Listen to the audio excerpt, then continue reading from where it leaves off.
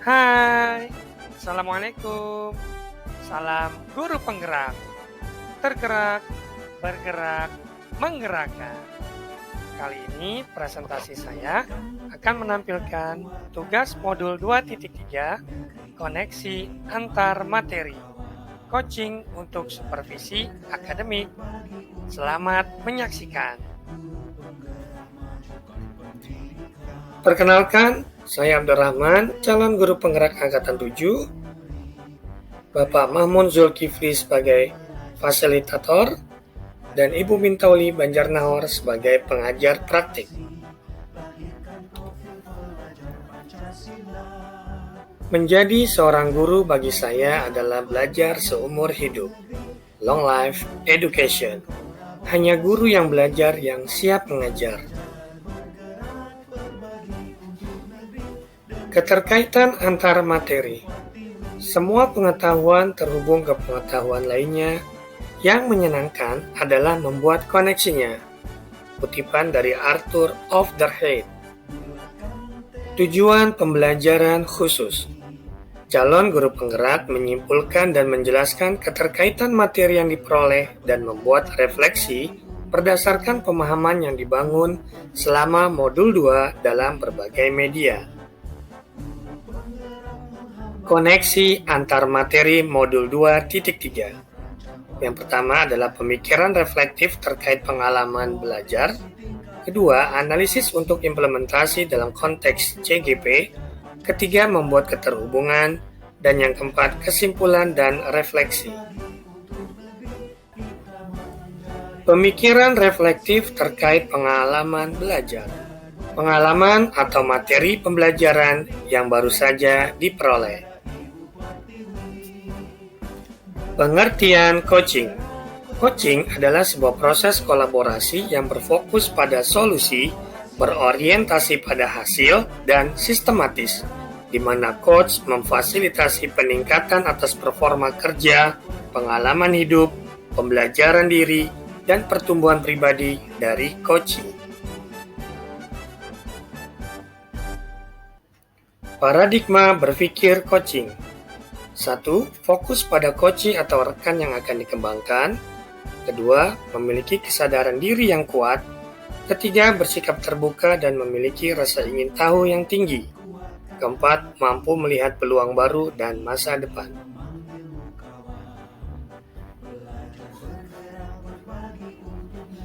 Prinsip coaching. Kemitraan. Posisi coach terhadap coachingnya dalam mitra, itu berarti setara, tidak ada yang lebih tinggi maupun lebih rendah. Proses kreatif dilakukan melalui percakapan dua arah, memicu proses berpikir coach, memetakan dan menggali situasi coach untuk menghasilkan ide-ide baru, memaksimalkan potensi dan memberdayakan rekan sejawat. Percakapan perlu diakhiri dengan suatu rencana tindak lanjut yang diputuskan oleh rekan yang dikembangkan, yang paling mungkin dilakukan dan paling besar kemungkinan berhasilnya. Kompetensi inti coaching. Kehadiran penuh. Kemampuan untuk bisa hadir utuh bagi coachee atau di dalam coaching disebut sebagai presence, sehingga badan, pikiran, hati selaras saat sedang melakukan percakapan coaching. Mendengarkan aktif. Seorang coach yang baik akan mendengarkan lebih banyak dan lebih sedikit berbicara. Dalam percakapan coaching, fokus dan pusat komunikasi adalah pada diri coachee, yakni mitra bicara. Mengajukan pertanyaan berbobot. Pertanyaan yang diajukan seorang coach diharapkan menggugah orang untuk berpikir dan dapat menstimulasi pemikiran coachee, memunculkan hal-hal baru, mengungkapkan emosi, dan yang dapat mendorong coachee untuk membuat sebuah aksi bagi pengembangan diri dan kompetensi. Coaching dalam konteks pendidikan. Filosofi Ki Hajar Dewantara. Proses coaching sebagai salah satu proses menuntun murid sesuai dengan kodratnya. Peran pendidik sebagai pamong dalam memberi tuntunan dan memberdayakan potensi yang ada agar murid tidak kehilangan arah dan menemukan kekuatan dirinya tanpa membahayakan dirinya. Sistem Among. Semboyan Ingarso Sungtulodo Imadia Mangunkarso Tutwuri Handayani menjadi semangat yang menguatkan keterampilan komunikasi antara guru dan murid dengan menggunakan pendekatan coaching. Tutwuri Handayani menjadi kekuatan dalam pendekatan proses coaching dengan memberdayakan semua kekuatan diri pada murid. Mendengarkan dengan rasa. Rasa singkatan dari receive, appreciate, summarize, and ask. Receive atau menerima, mendengarkan semua informasi yang disampaikan coach. Perhatikan kata coach yang diucapkan. Appreciate, memberikan apresiasi dengan merespon atau memberikan tanda bahwa kita mendengarkan coach. Seperti, oh, ya, summarize. Saat coach selesai bercerita, rangkum untuk memastikan pemahaman kita sama. Perhatikan dan gunakan kata kunci yang diucapkan coach. Ask, mengajukan pertanyaan berbobot untuk memperdalam identifikasi. Percakapan berbasis coaching dengan alur tirta. Tujuan, coach perlu mengetahui tujuan yang dikehendaki coach dari sesi coaching. Identifikasi, proses menggali semua hal yang terjadi pada diri coach. Rencana aksi, coach membantu coach dalam memilah dan memilih hasil pemikiran selama sesi yang nantinya akan dijadikan sebuah rencana aksi. Tanggung jawab, komitmen coach dalam membuat sebuah rencana aksi dan menjalankannya. Supervisi akademik dengan paradigma berpikir coaching.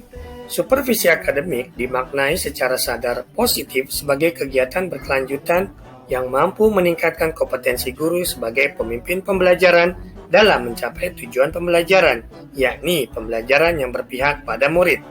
Beberapa prinsip supervisi akademik dengan paradigma coaching yaitu kemitraan, konstruktif, terencana, reflektif, objektif, berkesinambungan, dan komprehensif. Adapun siklus supervisi pada umumnya meliputi 3 tahap yaitu pra-observasi, observasi, dan pasca-observasi. Emosi-emosi yang dirasakan terkait pengalaman belajar. Khawatir. Pada awalnya saya sempat merasakan khawatir, tidak mampu dalam memahami dan mengaplikasi materi yang ada pada modul ini. Senang. Saya merasa senang dan mendapatkan pengalaman baru saat mampu melakukan praktek coaching dengan teman CGP dalam ruang kolaborasi dan demonstrasi kontekstual. Tertarik dan semangat. Setelah mempelajari eksplorasi konsep secara mandiri, saya mulai tertarik dan semangat untuk mendapatkan pemahaman lebih tentang coaching untuk supervisi akademik. Optimis. Saya merasa tertantang dan optimis untuk mengimplementasikannya dengan rekan sejawat di lingkungan sekolah agar dapat meningkatkan keterampilan coaching. Apa yang sudah baik berkaitan dengan keterlibatan dirinya dalam proses belajar. Yang sudah baik dan berkembang dalam diri saya, setelah mempelajari modul 2.3 ini, saya menjadi lebih memahami makna coaching dalam konteks supervisi pendidikan, bagaimana cara menerapkannya, dan pentingnya melakukan coaching tersebut.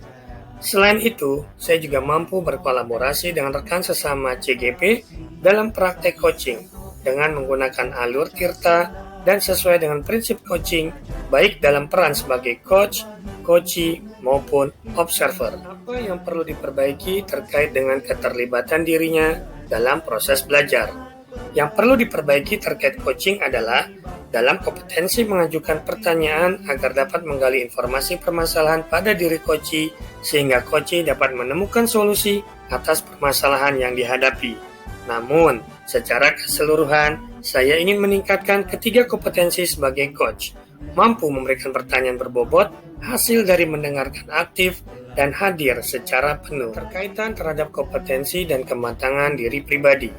Setelah saya mempelajari modul 2.3 ini, kompetensi saya mulai berkembang ditandai dengan mampu melakukan praktik coaching menggunakan alur tirta sebagai coach, coachee, maupun observer.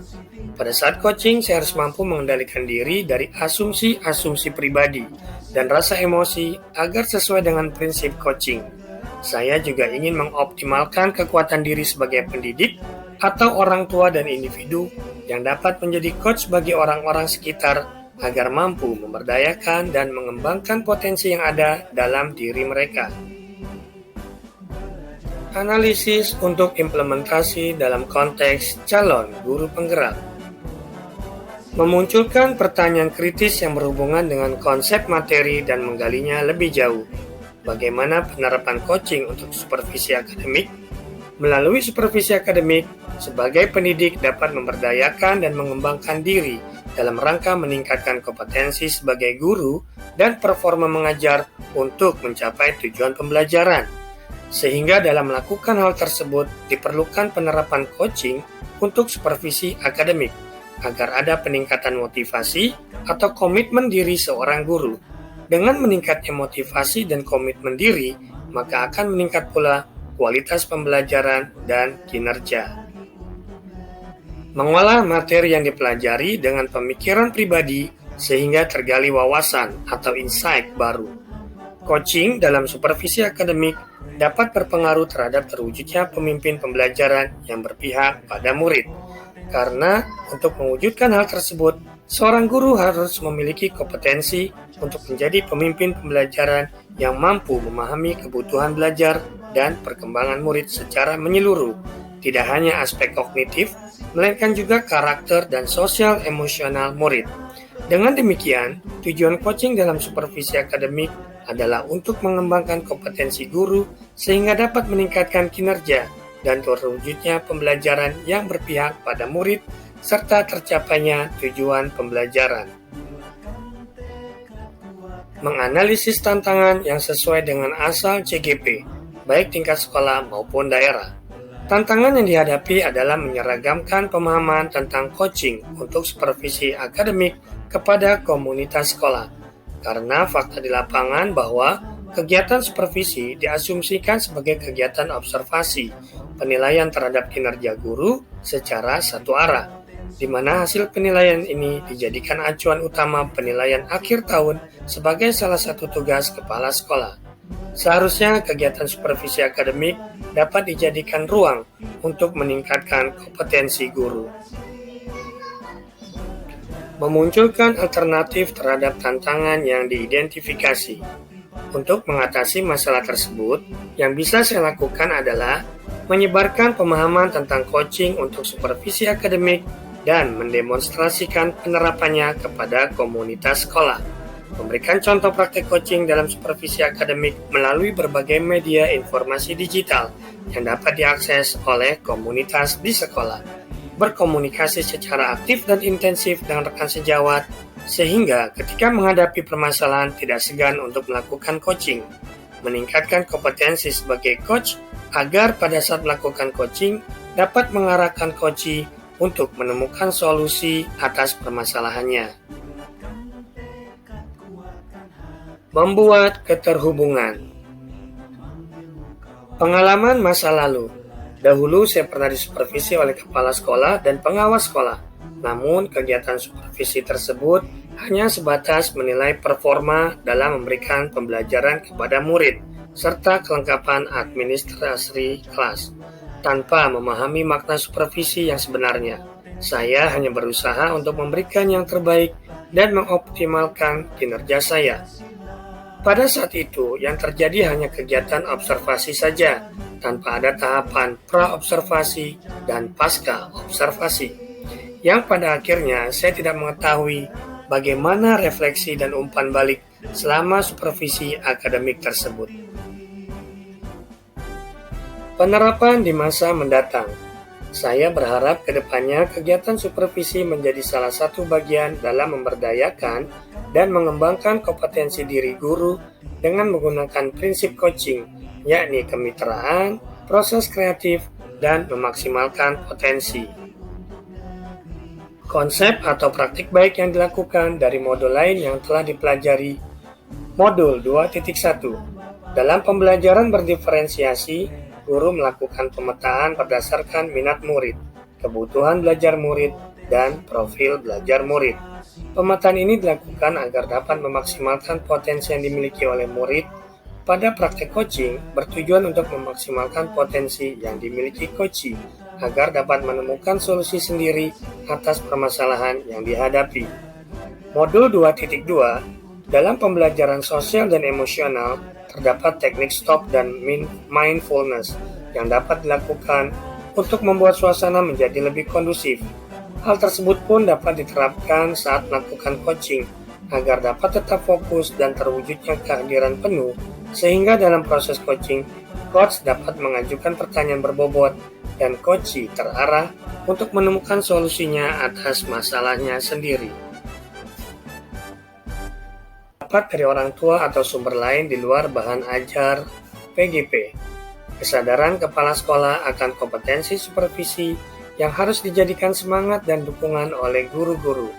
Kesadaran kepala sekolah ini tentu sangat penting. Coaching yang diberikan kepada kepala sekolah akan memberikan pengaruh pada proses pembelajaran. Selain itu, keinginan guru-guru muda untuk diadakannya supervisi ini. Suasana kebersamaan sekolah yang mendukung bisa dijadikan sebagai sarana untuk membangun kinerja yang lebih optimal. Dengan suasana kebersamaan akan membuat suasana dari supervisi akademik menjadi lebih nyaman.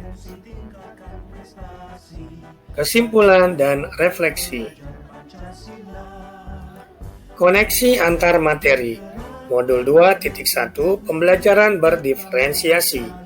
Dalam pembelajaran berdiferensiasi, guru melakukan pemetaan berdasarkan minat murid, kebutuhan belajar murid, dan profil belajar murid. Pemetaan ini dilakukan agar dapat memaksimalkan potensi yang dimiliki oleh murid. Pada praktek coaching bertujuan untuk memaksimalkan potensi yang dimiliki coachee agar dapat menemukan solusi sendiri atas permasalahan yang dihadapi. Modul 2.2 Pembelajaran sosial dan emosional. Dalam pembelajaran sosial dan emosional, ada beberapa hal yang harus dipahami, yakni 5 KSE, mindfulness, dan well-being. 5 KSE ini dapat digunakan dalam proses coaching oleh coach terhadap coachee agar ada pengendalian diri dan emosi. Mindfulness dapat dilakukan selama proses coaching agar dapat fokus pada yang diceritakan coachee dan mengarahkan coachee pada kondisi well-being setelah melakukan coaching. Peran sebagai seorang coach di sekolah dan keterkaitannya dengan materi sebelumnya di paket modul 2, pembelajaran berdiferensiasi dan pembelajaran sosial dan emosional. Dalam kompetensi coaching dengan alur Tirta, mewajibkan kita sebagai coach untuk dapat melakukan pemetaan terhadap kebutuhan coachee sesuai dengan yang telah dipelajari pada modul 2.1, pembelajaran berdiferensiasi. Selain itu, seorang coach harus memiliki 5 kompetensi sosial dan emosional agar dapat mengendalikan diri dan menghadirkan mindfulness dalam proses coaching. Seorang coach diharapkan mampu mengarahkan coachee pada kondisi well-being sehingga mampu meningkatkan potensi dan menemukan solusi atau rencana atas permasalahan yang dialami dengan bertanggung jawab. Bagaimana keterkaitan keterampilan coaching dengan pengembangan kompetensi sebagai pemimpin pembelajaran? Keterampilan coaching dengan pengembangan kompetensi sebagai pemimpin pembelajaran dapat dilihat dari kesamaan tujuan, yakni ingin meningkatkan kompetensi diri. Sebagai guru, meningkatkan kompetensi diri bertujuan untuk memberikan pembelajaran yang berkualitas dan berpihak pada murid. Selain itu, sebagai pemimpin pembelajaran, dengan memiliki keterampilan coaching, kita dapat menuntun potensi yang ada pada diri murid sesuai dengan kodratnya. Sekian presentasi saya. Terima kasih. Salam dan bahagia.